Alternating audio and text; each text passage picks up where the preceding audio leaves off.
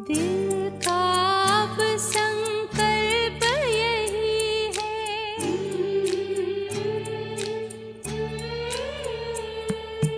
दिल का अब संकल्प यही है, बाबा तुम सा बनना ही है।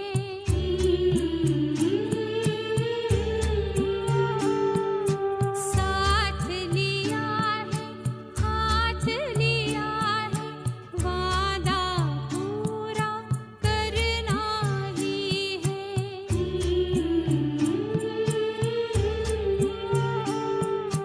दिल का अब संकल्प यही है, बाबा तुम सा बनना ही है। साथ लिया है, हाथ लिया है, वादा पूरा करना ही है।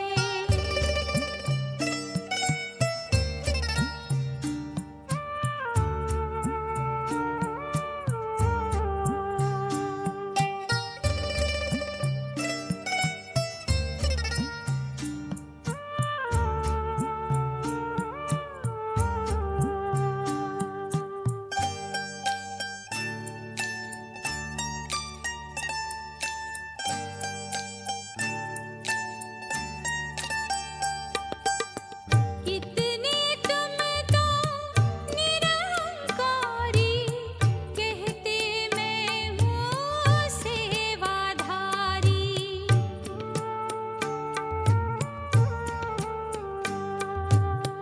कितने तुम तो निरहंकारी, कहते मैं हूँ सेवाधारी।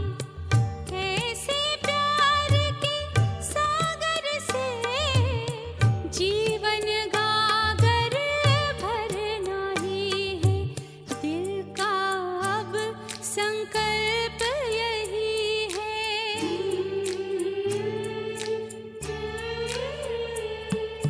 दिल का अब संकल्प यही है, बाबा तुम सा बनना ही है। साथ लिया है, हाथ लिया है, वादा पूरा करना ही है।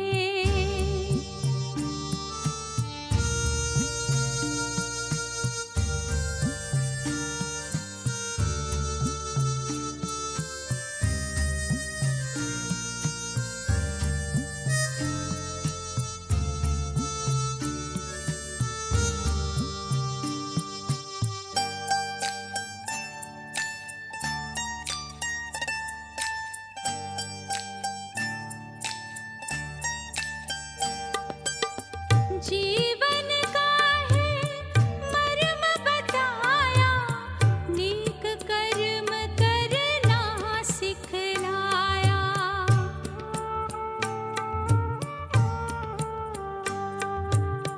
जीवन का है मर्म बताया, नेक कर्म करना सिखलाया। हमें भी ऊंचे संस्कारों से ये संसार बदलना ही है। दिल का अब संकल्प यही है,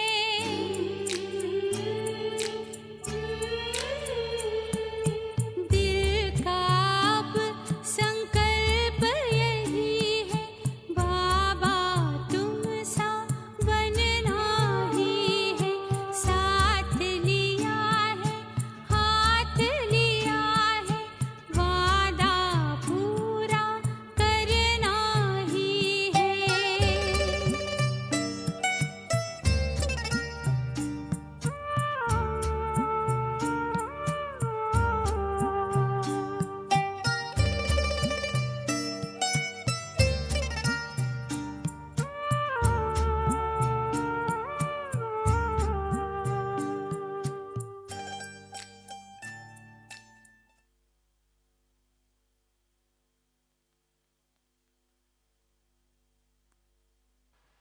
ओम शांति।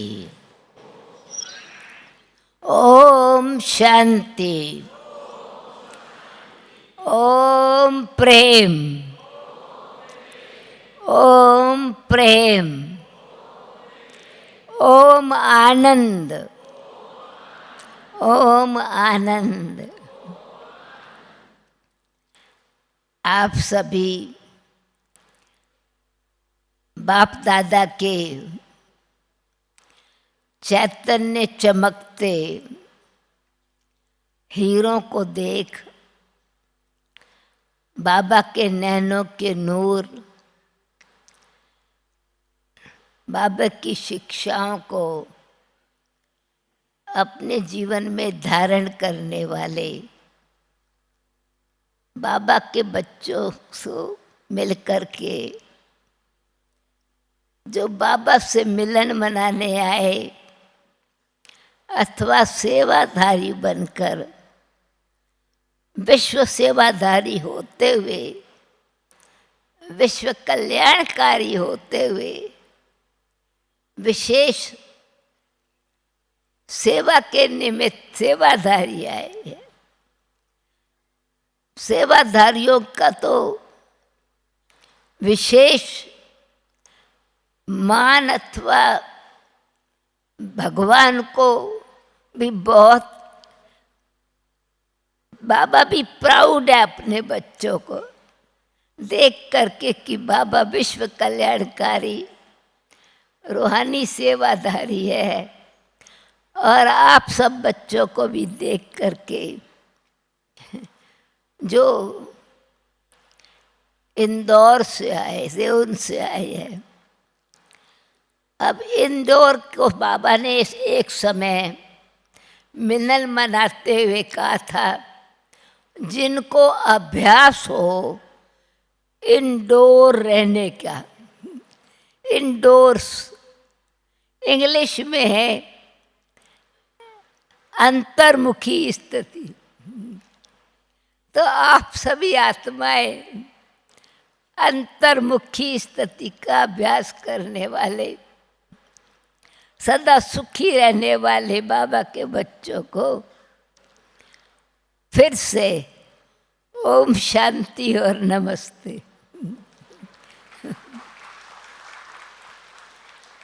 आज का विषय बाबा का अति प्रिय अथवा पहला लेसन, सो अंतिम लेसन, आदि की पढ़ाई सो अंत की पढ़ाई और जीवन भर की कमाई का लेसन है। अथवा ये कहेंगे कि क्लास है।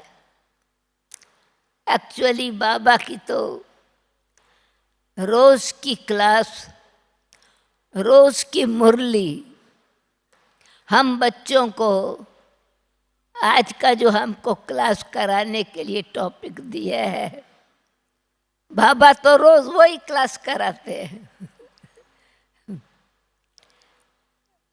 आते ही स्मृति दिलाते हैं और ओम शांति का मंत्र पक्का कराते हैं।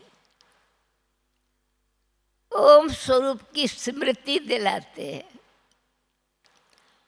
और बार बार मैं आत्मा शांत स्वरूप हूँ,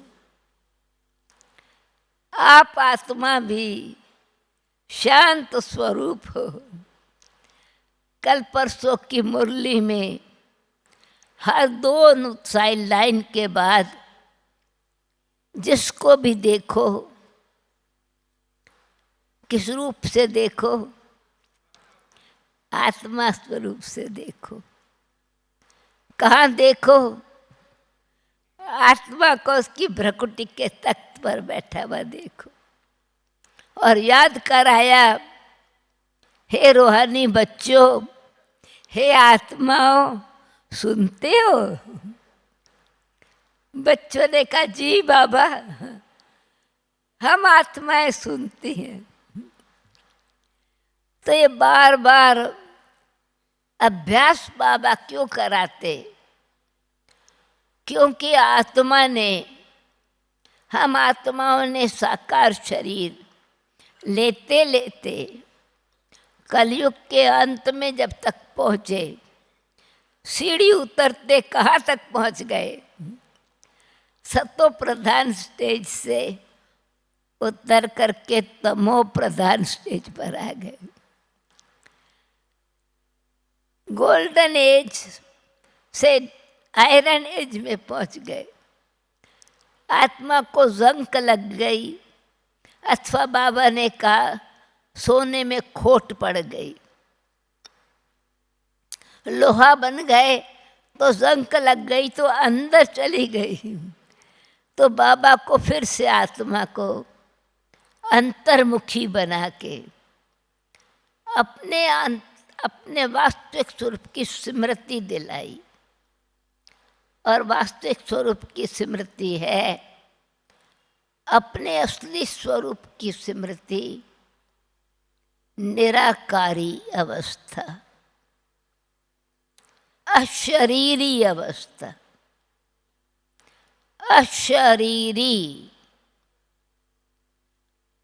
अशरीरी अथवा बॉडीलेस।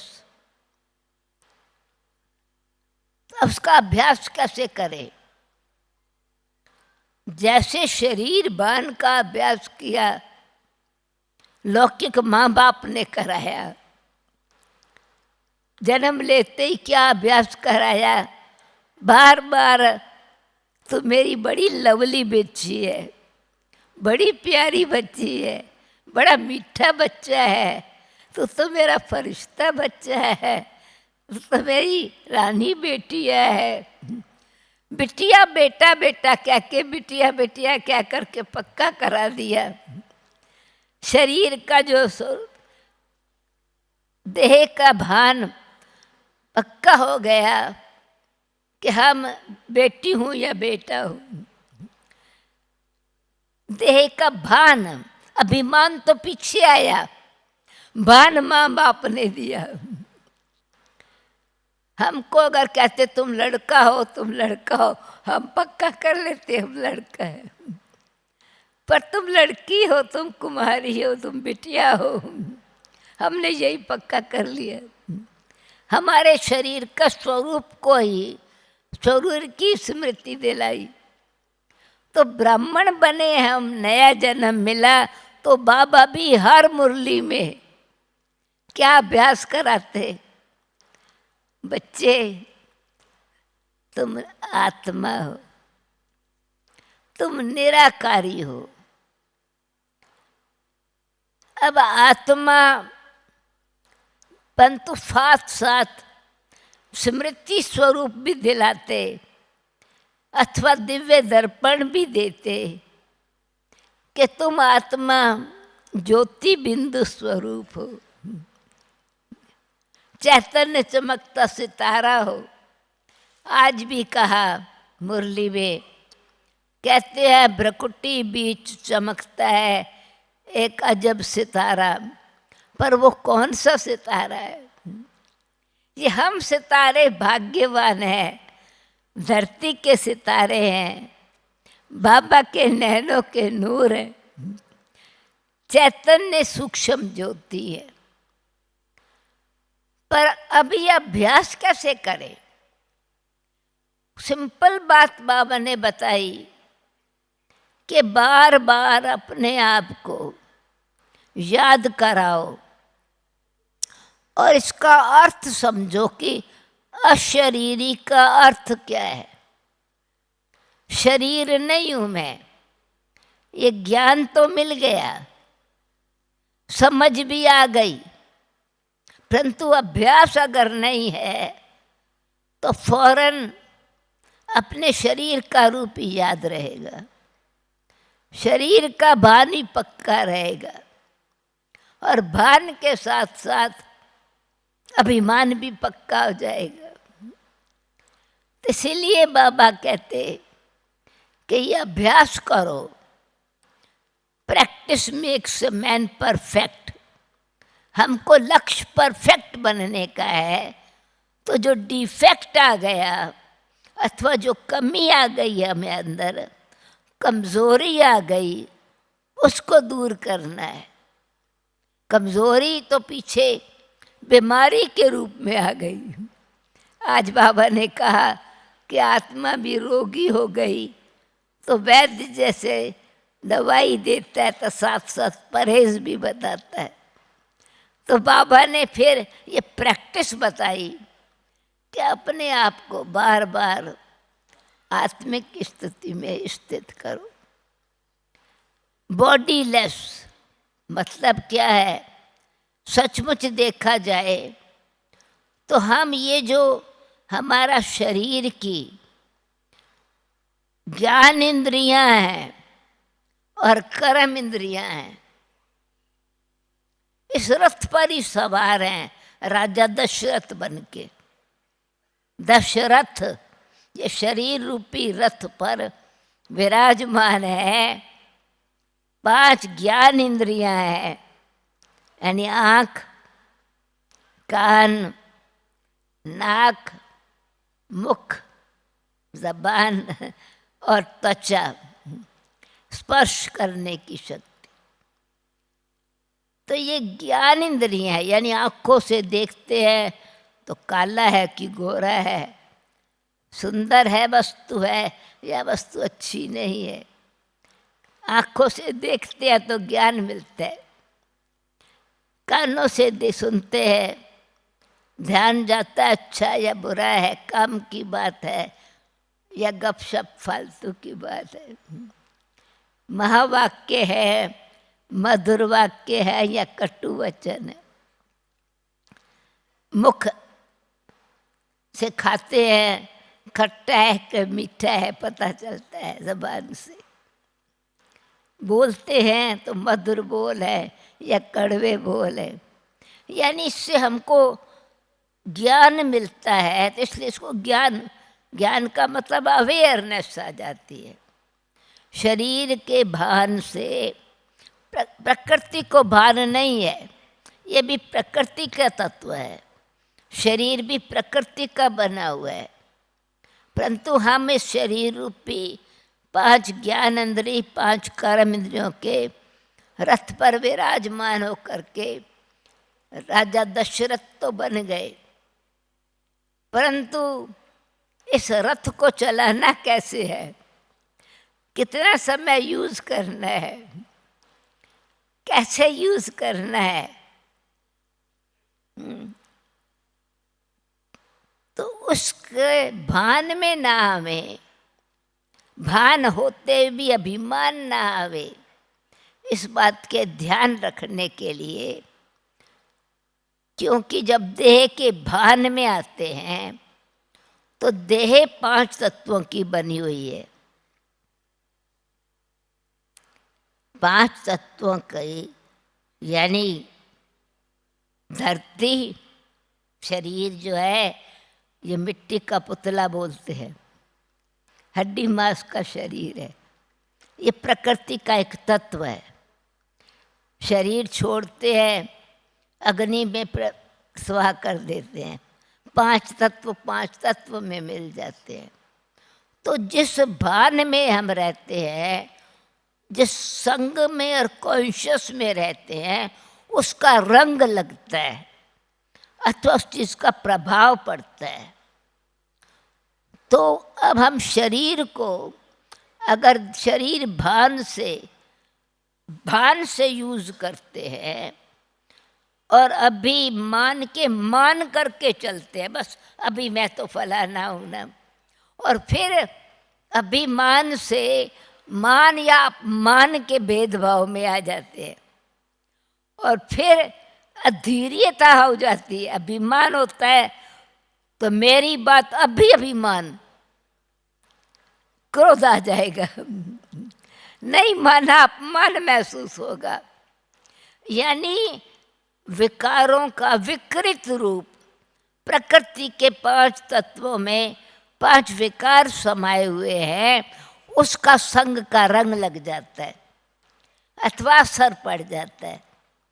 आत्मा के अंदर वो प्रकृति की शक्ति काम करने लगती है, आत्मा की शक्ति परमात्म शक्ति काम करती है, परमात्म गुण काम करते हैं, और शरीर के भान में रहते हैं तो शरीर के 5 तत्व काम करते हैं।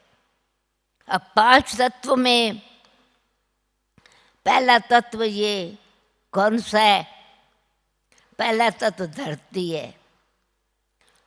तो प्रकृति के तत्वों के हिसाब से, साइंस के हिसाब से धरती में आकर्षण है। मानो मैं मिट्टी का टुकड़ा, ये मेटल का टुकड़ा हाथ में लेती हूँ, इसको मैंने उठा के रखा, जैसे ही मैंने छोड़ा कहाँ गिरा? जमीन पर गिरेगा ना।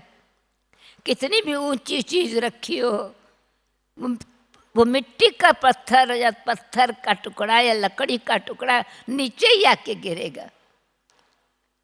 तो ये देह का भान हमको ऊंचा नहीं उठने देता, ये नीचे ही खींचता है। आत्मस्मृति में हम ऊंचे उठते हैं, देह के भान में नीचे आते जाते। क्यों? कि प्रकृति का पहले तत्व में आकर्षण है। तो हमारे अंदर आकर्षण की शक्ति, आसक्ति, खिंचाव, झुकाव, लगाव, प्रभाव, ये कमियां कमजोरियां आनी शुरू हो जाती, बाहर मुखी बन जाते हैं। आंखों से बाहर से देखा तो बाहर की चीज सुंदर लगी, अच्छा खाना देखा, लोभ जागृत हो गया, पेट भर गया पर आंखें भूखी हैं और खाते रहेंगे। तो मतलब क्या है कि ये प्रकृति का आकर्षण है। दूसरा, हमारा शरीर में कौन सा तत्व है? पानी और खून, 80%। तो जहाँ हमारा शरीर का रिश्ता खून का रिश्ता है, वहाँ क्या है? ये 5 तत्वों में 5 विकार समाये हैं। हमको अशरीरी बनना है परंतु निर्विकारी बनना है। तो ये जो पहला शरीर का भान आकर्षण है, देह का भान भारीपन ले आता है, इस खिंचाव से परे जाना है। मैं अशरीरी आत्मा, शरीर वाली नहीं हूँ, शरीर को धारण किया है पर शरीर नहीं हूँ। अच्छा, दूसरा विकार, दूसरा तत्व है 5 तत्वों में पानी और खून शरीर में। तो जहाँ हमारा ब्लड कनेक्शन है वहाँ मोह पैदा होता है। कहेंगे मेरा बच्चा है ना, मेरी बहन है ना, मेरा भाई है ना, पड़ोसी बीमार होगा तो जितनी चिंता नहीं होगी। कई देर से बच्चा आया स्कूल से, डर नहीं होगा। अपना बच्चा थोड़ा देर से आया, इमेजिनेशन, डर हुआ, पता नहीं कोई किडनैप न करके ले जावे, एक्सीडेंट न हो गया हो, देर से क्यों आया है, चिंता लग जाएगी, बीमार होगा, रात को नींद नहीं आएगी। यानी हमारे अंदर मोह पैदा होता है, इमोशंस जागृत होते हैं, दुख खींचता, दुख बढ़ता है, मोहवश आत्मा दुखी होती है। कामनाएं बढ़ती जाती हैं, बच्चों को पालना करनी है, लोभ की वृत्ति जागृत होती है।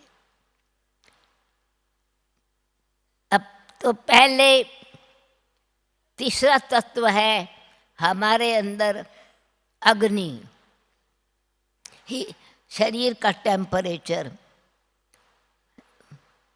गर्म अगर शरीर छूट गया तो टेम्परेचर की बात ही नहीं। हीट, जेलसी आ जाएगी, देह भान से नफरत जागृत होगी, जी जलने लगेगा, क्रोध क्रोध क्रोध दूसरे पर जल्दी करेंगे, कोई ने भूल की उसको गालियां देने लग जाएंगे। ये क्रोध की अग्नि अवगुण हमारे विचार और व्यवहार को बदल देती है, दृष्टि और वृत्ति को बदल देती है। संस्कार में दिव्यता खत्म, जो दिव्य संस्कार थे, प्रेम के संस्कार थे, पवित्र संस्कार थे, वो बदल गए। इसलिए बॉडी लेसनेस, लेस ही लेस बॉडी को यूज करो, यूज जरूर करो पर सोल कॉन्शियस होके करो। तो बॉडी कॉन्शियस को छोड़ो। अशरीरी का मतलब कि बॉडी की जो 5 तत्वों ने इतना कॉन्शियस कर दिया जो विकारों का स्वरूप बन गए। 5 तत्वों ने 5 विकार अंदर ला दिए, हमको पता ही नहीं चला, हम धीरे धीरे विकारी बन गए। अब क्रोध की अग्नि बाहर की और ईर्ष्या की, वैर की, विरोध की, ये अंदर की अग्नि। कंपटीशन, कंपैरिजन, बदला लेने की भावना, तो ये सब क्या है? सूक्ष्म क्रोध के अनेक रूप। कंट्रोल, क्रिटिसिज्म, कमेंट, वो मुख से बोलेंगे, आंखों से दोष ही दिखाई देगा। ये भान, आंखों को बार बार कोई चीज देख ली, किसी की कमी देख ली, वो कमी इतनी अंदर छप गई जो बार बार वो कमी को देख के गुस्सा आता रहेगा। कोई बात सुन ली एक बारी कान से, वो बार बार रिपीट करके अंदर उसके लिए जोश, वैर भाव पैदा होता जाएगा। वो अंदर भड़कती रहती है आग। चौथी बात है एयर, श्वास। ऑक्सीजन अगर नहीं है, हवा, श्वास निकल गया एयर बॉडी में। अभी देखो तो ये एयर में लोभ समाया है, भूख नहीं है हमको। घर में आए, कहते आज मैं बिल्कुल संतुष्ट हूँ, खाना नहीं है। पर जैसे ही घर के अंदर आए, चिप्स तले हुए हैं, पकोड़े तले, आज समोसे बने हैं, चलो ज़्यादा नहीं खाऊंगा, 1-2 ही खाऊंगा, इतना ही सिर्फ टेस्ट करूंगा, सारी प्लेट खाली। ये भी नहीं सोचा दूसरे भी कोई को खाना है। भाई अखबार में पढ़ा अथवा रेडियो पर सुना या एडवर्टाइजमेंट देखा, दुकान पर गए, बाई 1 गेट 2 फ्री, 1 खरीदो 2 मुफ्त मिलेगा। अभी जरूरत नहीं है, परंतु क्योंकि सुना है, चलो अच्छा ले लेते हैं। पड़ोसी के पास अच्छा सोफा है, बहुत अच्छा, उसका घर अच्छा सजा हुआ है, उसके घर में पर्दे बहुत अच्छे हैं, अच्छा देखूं तो मैं भी खरीद लेता हूँ।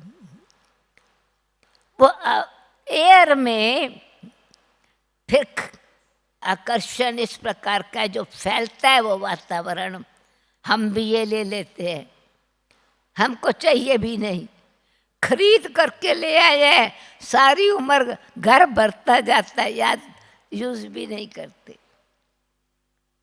चौथा है आकाश, 5वां है आकाश। आकाश इतना बड़ा है जो कहता है सब कुछ मेरे में समाया हुआ है, पानी भी इसमें, तो हवा भी इसमें, तो आग भी इसमें जल, 5 तत्व में आकाश अनलिमिटेड है। कहते इसका तो सिर आकाश में बैठ। आकाश में बैठा है। मतलब क्या अभिमान, मैं सबसे ऊंचा हूँ, मेरे कंट्रोल में सब कुछ रहे, जो मैं चाहता हूँ वो मैं करूँ।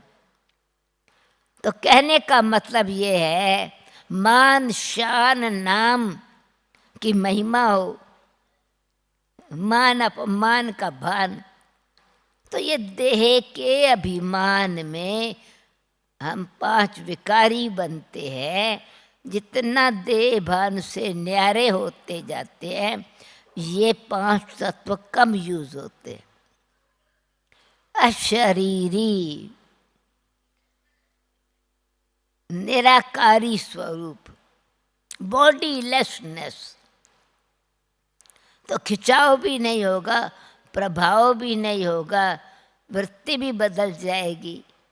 इसीलिए मेरा निराकारी स्वरूप का अभ्यास, कि मैं आत्मा शरीर भान से न्यारी हूँ, और न्यारी हूँ तो पार हूँ, इन आकाश तत्वों से पार की रहने वाली हूँ।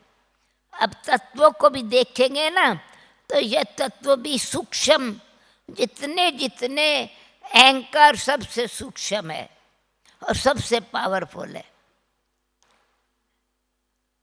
अहंकारी, अभिमानी, तो अभी ऐसे ही धरती सबसे नीचे, तो जितना जितना विकार हो, धरती मोटा रूप है, पानी को पकड़ नहीं सकते, मूवमेंट है।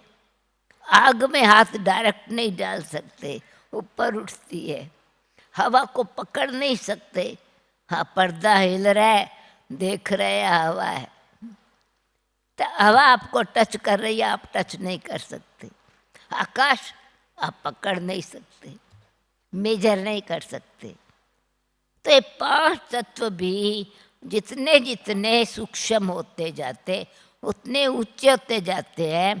पर ये शरीर भान का, और आत्मा 5 तत्वों के पार की रहने वाली है। 5 तत्वों के पार कोई विकार नहीं है,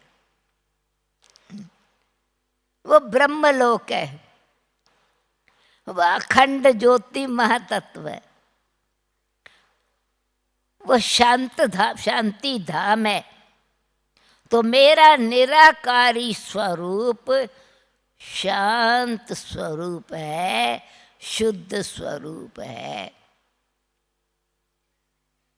इस समझ से योग में अभ्यास करेंगे तो अपनी कमजोरियों की फौरन परख आ जाएगी, बॉडी लेस बन जाएंगे। गर्मी लगती है तो फौरन पंखा यूज करते हो, ठंडा पानी यूज करते हो। तो ऐसे अपनी आत्मिक स्मृति, मैं आत्मा कैसी हूँ, मैं शुद्ध आत्मा, शांत स्वरूप, चलते फिरते उठते बैठते खाते पीते, मैं इस लोक की रहने वाली नहीं हूँ, मैं निराकारी वतन की रहने वाली हूँ। अशरीरी आई थी, अशरीरी बन के जाना है का मतलब क्या, कि मैं अशरीरी आई थी तो पवित्र और निर्विकारी आई थी। शरीर में आई, देह के भान में आई, विकार बढ़ते चले गए। तो मैं अभ्यास अशरीरी बनने का, चलते फिरते उठते बैठते, जो पहला सबक है वही लास्ट सबक है, अशरीरी बन करके। तो अपने को भी मैं आत्मा हूँ, मैं आत्मा हूँ, मैं आत्मा हूँ, मैं शुद्ध आत्मा हूँ, मैं शांत स्वरूप आत्मा हूँ, मैं प्रेम स्वरूप आत्मा हूँ, मोह रूप आत्मा नहीं हो। ज्ञान मिला है नष्ट मोहा, मोह को नष्ट करना है। मोह देह से होता है, देह भान से होता है, वस्तुओं से होता है, वैभव से होता है, आसक्ति खान पान में बढ़ती है, चीज़ों से बढ़ती है। तो मैं शरीर से न्यारी आत्मा, वे 5 तत्व मुझे नहीं खींच सकते। तो मैं शुद्ध आत्मा, शांत स्वरूप, प्रकृति की मालिक हूँ। इस तत्व को जैसे यूज करूं, इन आँखों को ज्ञान की ज्योति से यूज करूं, बुद्धि को। तो इसलिए आत्माभिमानी अगर है, निराकारी है, तो निराकारी में शुद्ध आत्मा हूं। तो आत्मा क्या है? आत्मा के गुण याद आएंगे। जैसे 5 तत्व अपने आप ही बढ़ते गए, मेहनत नहीं करनी पड़ी। तो बाबा कहते हैं अभ्यास करो, मैं आत्मा हूं, मैं आत्मा हूं, तो मेहनत नहीं करनी पड़ेगी ना, आत्मा के गुण काम करने लग जाएंगे। क्योंकि आपने अपने संकल्प की शक्ति में आत्मिक स्थिति को डाल दिया, तो वो काम करने लगेगी। स्मृति आई, काम करने लगेगी। विस्मृति हो गई, काम नहीं करते। घर में कितना भी धन पड़ा हो, भूल गया कहाँ रखा है। चीज़ किचन में कोई चीज़ यूज़ करनी है, भूल गया कहाँ रखा है, यूज़ नहीं कर सकते ना। तो ऐसे ही स्मृति स्वरूप, स्मृति लब्धा नष्ट हुआ। तो ये स्मृति कि मैं आत्मा शरीर भान से न्यारी, देह भान से न्यारी, मान अपमान से न्यारी, स्वमान में रहने वाली, स्वयं को मानने में आत्मा हूं, सिर्फ जानने की बात नहीं। जैसे मान लिया ना मेरा नाम फलाना है, मेरा रूप ये है, 2000 का 10,000 का भी फोटो खिंचा गया होगा ना, किसी जगह आप गए हो और आपको फोटो भेजा है, आपकी नज़र अपने शक्ल पर फौरन जाएगी। 1000 लोगों के बीच में आपका फोटो आप पहचान लेंगे। क्यों? वो बार बार देखा है। तो बाबा ने ये अभ्यास किया, ब्रह्मा बाबा ने, मैं आत्मा हूँ, मैं आत्मा हूँ, मैं आत्मा हूँ। बेटा नारायण आत्मा है। पालू का, दादी निर्मल शांता का नाम पालू था, पालू आत्मा है, पालू आत्मा है। बेटे का नाम नारायण था, नारायण आत्मा है। वाइफ का नाम यशोदा था, यशोदा आत्मा है। तो आत्मा जब कहा, तो फिर आत्मा कैसी हूँ मैं? मेरा असली स्वरूप शुद्ध, शांत, चैतन्य चमकता सितारा, बिंदु स्वरूप हूँ। ये देह भान नहीं है, देह हूँ ही नहीं मैं। ये तो सिर्फ यूज करने के लिए मिली है। मैं तो यहाँ मेहमान होकर के आया हूँ। वो मेहमान हुआ तो यूज किया, चीजें यूज किया, उठा करके नहीं साथ में हर वक्त ले जाएंगे। वो हमने कॉन्शियस में पक्का कर लिया मैं फलाना हूं, तो शरीर का भान हमारे साथ रहता है। तो इसलिए अशरीरी का अभ्यास करते करते ये व्यक्तित्व, जो व्यक्ति स्वरूप, दुनिया वाला रूप, ये बदल कर जाएगा। तो आत्मा, मन, बुद्धि और संस्कार, मैं आत्मा हूँ, तो फिर मन, बुद्धि और संस्कार किसके? आत्मा किसकी संतान है? परमात्मा की संतान है। तो मन की शक्ति संकल्प शक्ति है। आत्मिक स्थिति में हूँ और परमात्मा की संतान हूँ, तो मेरे संकल्प कैसे होंगे? सोच कैसा होगा? मेरे विचार कैसे होंगे? मेरी दृष्टि आत्मिक स्वरूप में दूसरे को देखेगी ना, ऑटोमेटिकली भाई भाई की दृष्टि होगी। तो अव्यक्त स्थिति व्यक्तियों की तरह देखने वाली भाव नहीं रहेगा। अव्यक्त स्टेज अशरीरी होने का अभ्यास बढ़ाते बढ़ाते आत्मा के जो गुण हैं, पहली बात ज्ञान, ये 5 विकारों को बदले में 5 गुण आत्मा के ज़्यादा यूज होंगे। बाहरमुखी से अंतर्मुखी हो जाएंगे। ये मुख के जो ऑर्गन्स बाहर देखते हैं, दूसरों को देखते हैं, वो अपने आप को देखना शुरू करेंगे। तो आत्मदर्शन में ये नहीं कि बिंदु बिंदु बिंदु नजर आऊं। आत्मदर्शन माना आत्मिक स्थिति के गुणों का स्वदर्शन। तो ज्ञान, शांति, प्रेम, पवित्रता, आनंद, शक्ति, सत्यता, विश्व कल्याण, तो उसमें मेरी स्थिति ऊंची होती जाएगी ना।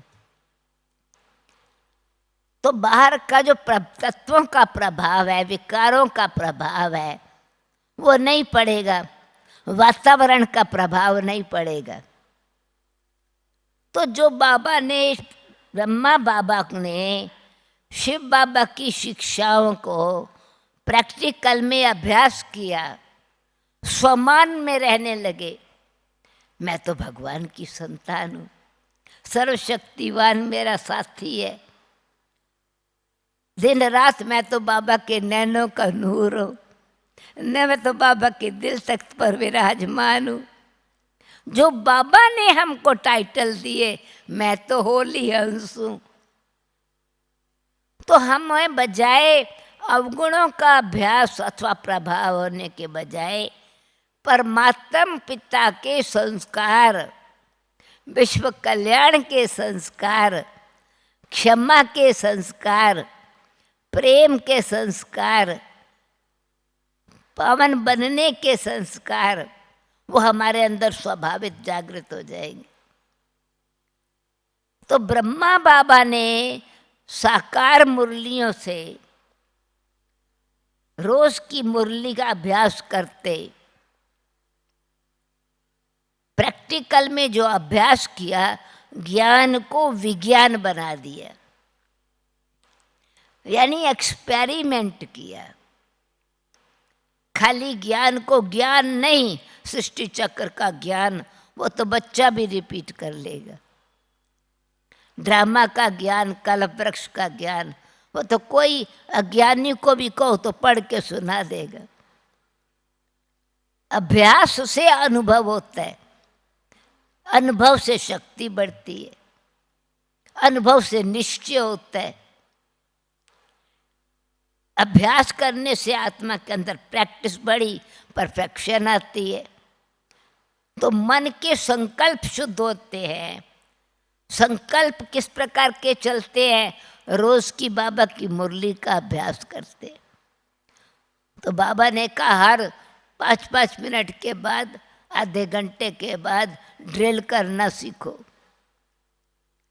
जो बाबा ने होमवर्क दिया वो करते रहेंगे तो अव्यक्त यानी व्यक्तियों की तरह हमारा बोल नहीं होगा, साधारण व्यक्तियों की तरह हमारी दृष्टि देह भान वाली नहीं होगी, साधारण अभिमानियों की तरह हमको मान अपमान का प्रभाव नहीं पड़ेगा, स्वमान में रहेंगे, मुख से मधुर बोल निकलेंगे, मधुर महावाक्य बाबा के सुनाएंगे, चित हर्षित चित्त रहेंगे, हर्षित मुख रहेंगे।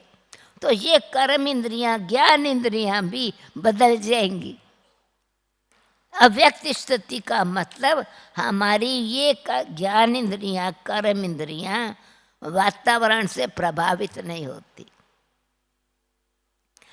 अव्यक्त बाप दादा को देखा, स्टेज पर कुछ भी होता रहे, स्टेज संभालने वालों को स्टेज संभालनी है, आवाज़ भी हो रहा है, बाबा को एक एक बच्चा मिलने आता था तो कोई फल बाबा किसको दे रहे हैं, कभी टोली देना चाहते हैं, जिनको स्टेज संभालनी है ना वो उठा के पीछे रख देते थे। ये बाबा फिर भी दृष्टि देते रहते थे साथ में। वो कांस्टेंट प्रवाह बाबा के अव्यक्त स्थिति में स्टेज नहीं बदली।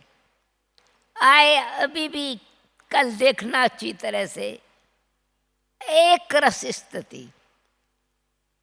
तो अव्यक्त स्थिति का मतलब एक एक गुण का रहस्य समझ करके उसका रस लेना और उसके वातावरण बनाना। शांति का वातावरण, प्रेम का वातावरण, पवित्रता का वातावरण, खुशी का वातावरण, शुभ भावना, शुभ कामना।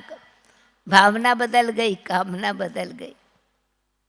व्यक्त भाव से एकदम जितना जितना शरीर से न्यारे होते चले गए, व्यक्त देह से न्यारे हो गए, व्यक्त भाव से न्यारे हो गए। और यही समझा कि तो थोड़ा समय के लिए अभी वापस घर जाना है, शरीर ही अव्यक्त स्थिति में स्थित होकर रहेंगे तो ऑटोमेटिकली गुण, हमारा स्वाभाविक गुण जो है निराकारी सो निर्विकारी बनते जाएंगे। जितना जितना आत्म निराकारी ही सो निर्विकारी, और निर्विकारी के साथ अहंकार खत्म, निरहंकारी। ये बाबा ने अभ्यास करते लास्ट का लेसन यही दिया। कोई के भी प्रभाव में नहीं आना है, प्रभाव में आए माना अभाव बन गया। तो ये क्या हो गया, सूक्ष्म बन गए। सूक्ष्म वतन क्या है, 5 तत्व नहीं है, सिर्फ लाइट का तत्व है। तो जब योग में भी बैठते हैं तो मैं ये 5 तत्व का पुतला नहीं हूँ। 5 तत्व का पुतला तो सिर्फ शरीर का एक कपड़ा है। असली तो मैं आत्मा लाइट स्वरूप हूँ, प्रकाश की काया हूँ, ट्रांसपेरेंट हूँ। जैसे सूर्य चमकता है तो लाइट है, आसपास सारी किरणें फैलती है। घर की लाइट जगती है, आसपास किरणें ऑटोमेटिकली आती है। तो अव्यक्त स्वरूप यानी ये व्यक्त का वस्तु नहीं हूँ, निराकारी दुनिया की रहने वाली हूँ। तो जो वहाँ का स्वरूप है वो मेरा नेचुरल हो जाएगा ना, मेहनत नहीं करनी पड़ेगी। अगर मैं लाइट हूँ, चैतन्य लाइट हूँ, अब ये लाइट भी अंधेरे को खत्म करने के लिए कभी फाइट करती है क्या? Light never fights to dispel the darkness. Light जगी, अंधेरा खत्म हो गया। सूक्ष्म बनते गए। अव्यक्त माना सूक्ष्म। फूल की सुगंध कहती है कि मैं सुगंधित हूँ, अपने आप ही सुगंध फैलती है, वातावरण बदल जाता है। तो अव्यक्त का मतलब दिखावा नहीं, पर दिखा देना। सूरज जो है चमक दिखाई देते ही अंधेरे को खत्म करके दिखा देता है क्या चीज़ कहाँ है। तो हमको भी हमारे असली गुण कौन से हैं? हमारी असली स्वरूप प्रकाश स्वरूप है। मैं प्रकाश की काया हूँ, लाइट की बॉडी हूँ। अपने अंदर हर एक चीज़ अपने आप को ट्रांसपेरेंट दिखाई पड़ने लगेगी। अपनी कमजोरी को आप पे ही महसूस करेंगे। दूसरे के गुण को ग्रहण करने की शक्ति आ जाएगी। और किसी की प्रशंसा उनके गुणों को देख के स्वाभाविक रीति से करेंगे, क्योंकि जैसी दृष्टि वैसी सृष्टि। अब बाबा की दृष्टि हमारे बच्चों के लिए प्यार है। हम पता नहीं हमारे ख्यालात कहाँ कहाँ जा भी रहे हों, बाबा कहता है, बाबा सितारे चमक रहे देख रहा है। आज मस्तक पर 3 सितारे चमक के देखे, आज तो 3 लकीर देखी, आज सिर पर ताज देखा। अभी हमारा मोटा ताज तो कोई नहीं लगा हुआ है, पर लाइट का ताज देखा, पवित्रता का ताज देखा, भाग्य की रेखाएं देखी। तो भगवान की भावना व्यक्तियों वाली नहीं, निराकार के साथ, कल्याणकारी के साथ अव्यक्त स्थिति और अव्यक्त दृष्टि है। तो हमारी स्थिति में अव्यक्त सूक्ष्म, हमारी भी सूक्ष्मता बढ़ती चली जाएगी, दिखावा खत्म हो जाएगा, अनुभव बढ़ता जाएगा। मांगने की बात नहीं है, हमारा अपनी कर्म इंद्रियों पर स्वतः ही आत्मा का अधिकार हो जाएगा। अभी प्रकृति का अधिकार हमारे पर ज़्यादा है, विकारों का अधिकार ज़्यादा है, विकारों को युद्ध करना पड़ता है। फिर विकारों से युद्ध नहीं करना पड़ेगा, माया दासी हो जाएगी, हम मालिक बन के रहेंगे। योग लग गया, आत्मिक स्थिति में स्थित हुए, विकार भस्म होते गए, परमात्म शक्ति आने लगी। तो अव्यक्त बाबा ने चलते फिरते उठते बैठते, वो दृष्टि में ऐसी भावना थी जो बाबा की दृष्टि करंट का काम करती थी। हाथ टच करो ऐसे करंट लगता था, शक्ति लगती थी, वैसे पावर महसूस होती थी, सूक्ष्म शक्ति। दृष्टि में स्नेह समाया हुआ था, वाणी में वरदान थे। तो बाबा ने अभ्यास किया साकार में रह के, साकार मुरलियाँ ही तो ना। अभी बेशक अव्यक्त मुरली पढ़ते हैं, तो अव्यक्त मुरली जो साकार बाबा ने प्रैक्टिकल रिसर्च करके, एक्सपेरिमेंट करके एक्सपीरियंस किया, अव्यक्त मुरली में वो शिक्षा देते हैं। तो अव्यक्त लोग क्या है, फिर कैसा बनना है? ब्रह्मा बाबा के प्रैक्टिकल समान पवित्र स्वरूप है, पवित्रता का स्वरूप है। बस हमारा पहला गुण शुद्धि और पवित्रता है। फिर तपस्या स्वरूप भी है। शंकर क्या है? तपस्वी रूप है। भाई सांप जो है वो गले के हार बन गए, यानी जहरीले विकार उनको खत्म करके अवगुणों को गुणों में परिवर्तन कर दिया, श्रृंगार बन गए गुण। अवगुण जो है जहरीले हैं, खुद को भी दुख देते हैं, दूसरे को भी दुख देते हैं। सर्वगुण संपन्न, साक्षी दृष्टा, बाबा को साथी बना के चलना। अकेले नहीं है हम, बाबा मेरे साथ है। तो बाबा की कंपनी और कंपेनियनशिप, तो अपने आप ही बाबा के कैनपी के अंदर, छत्र छाया के अंदर रहेंगे। छतरी खुल गई। अव्यक्त स्थिति का मतलब ये है बाबा के साथ सर्व संबंध। तो हमारी उस संबंधों से इस दुनिया के संबंध का प्रभाव कम हो जाएगा। आत्मा का संबंध परमात्मा से जुटा तो मन बाबा से जुटा रहेगा। मन मना भाव अपने आप रहेंगे।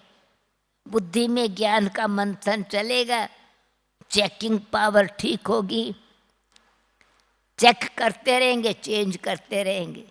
संस्कार जागृत हो जाएंगे, दिव्यता के, भगवान की संतान हो।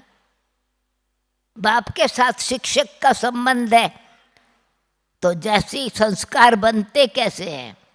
या तो माँ बाप से, या फिर पढ़ाई से, या फिर संग से, या फिर अपने आत्मिक स्वरूप से। चारों ही बातें अभ्यास करा रहे बाबा। रोज की कंपनी देता है, ब्राह्मण कंपनी मिलती है। एक दो से सीखते हैं। तो अव्यक्त का मतलब है कि देह के भान से, देह अभिमान से, मान अपमान से परे स्वमान में स्थित रहना। और रूहानी नशा रहे, मैं किसकी संतान हूँ, किस मेरा साथी कौन है और मैं क्या करने आया हूँ। दादी जानकी के 3 मंत्र, मैं कौन, मेरा कौन और मुझे क्या करने। अव्यक्त स्थिति कल्याणकारी स्थिति है।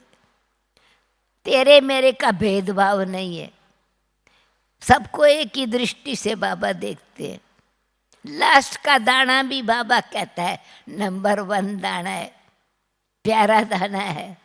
बाबा को पहचान तो लिया, अवगुणों की गिनती नहीं की, एक गुण है उसी को महान समझ के महान बना दिया। तो एप्रिशिएट करने का संस्कार आएगा। व्यक्तियों की तरह अवगुण पर फोकस नहीं होगा। अव्यक्त अवगुणों को इग्नोर करेगा और शुभ भावना से मदद करेगा खत्म करने की, और गुण को विशेष महत्व दे करके रिस्पेक्ट देगा, उस बीज को सींचेगा। जिससे कि जैसे माली है बीज की क्वालिटी को देख के जल देता रहता है। तो अव्यक्त स्थिति क्या है? शुभ भावना, शुभ कामना, वृत्ति श्रेष्ठ, दृष्टि श्रेष्ठ, क्षमा भाव, कल्याण का भाव। वो आत्मा के गुण काम करने लगे ना, दिव्यता के संस्कार बन गए। अपने आप ही सहन, कोई बात अगर हो भी सही, सहन शक्ति आ गई। बाबा ने कहा तुम शीतलता के देवता बन जाओगे। कोई अपमान भी करेगा तो अपमान लगेगा नहीं। सम्मान की शक्ति ज़्यादा है, अपमान तो नीचे की चीज़ है और मैं ऊपर बैठा हूँ। कोई आकाश में थूकेगा उस पर ही आएगा ना, कोई पत्थर ऊपर है, ऊपर ही बैठा हूँ ना अव्यक्त वतन में। पर ऊपर बैठे ही नहीं, अव्यक्त लोक में बैठा ही नहीं हूँ, बैठा हूँ नीचे, चाहता हूँ अव्यक्त लोक का अनुभव। तो व्यक्त भाव से परे अशरीरी स्थिति का अभ्यास, गुण संपन्न स्वरूप और अशरीरी के साथ निराकारी निरंकारी स्थिति से, आकाश से भी ऊपर वतन में वतनवासी हूँ, तो वतनवासी मेरे साथ नीचे आ जाएगा। तो चलते फिरते फिर बाप दादा कंबाइंड, तो हम भी अव्यक्त बन गए, माना बाप दादा कंबाइंड हो गए। समय की सीमा है, अभी समय ज़्यादा ले लिया, पर यह है कि अभी अपने स्वरूप को इतना अव्यक्त बनाए। ओम शांति, ओम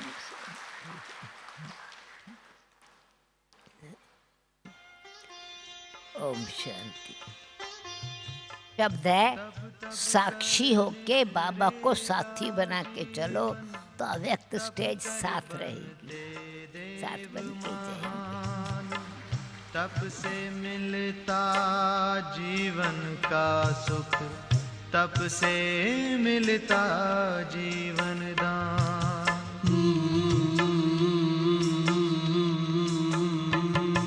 तपस्या ही जीवन की है सच्ची सुंदरता, तपस्या ही जीवन की है सच्ची सुंदरता। तपस्या से जीवन में आती है मधुरता, तपस्या से जीवन में आती है मधुरता। तपस्या ही जीवन की है सच्ची सुंदरता।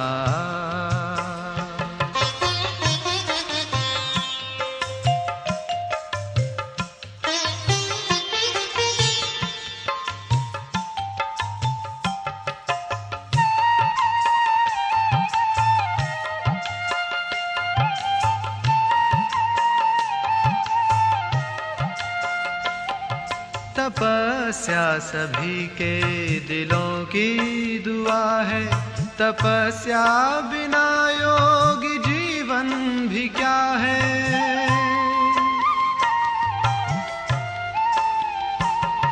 तपस्या सभी के दिलों की दुआ है, तपस्या बिना योगी जीवन भी क्या है, जीवन भी क्या है। योग साधना से आए दिल में उदारता, योग साधना से आए दिल में उदारता, तपस्या ही जीवन में लाती मधुरता, तपस्या ही जीवन की है सच्ची सुंदरता।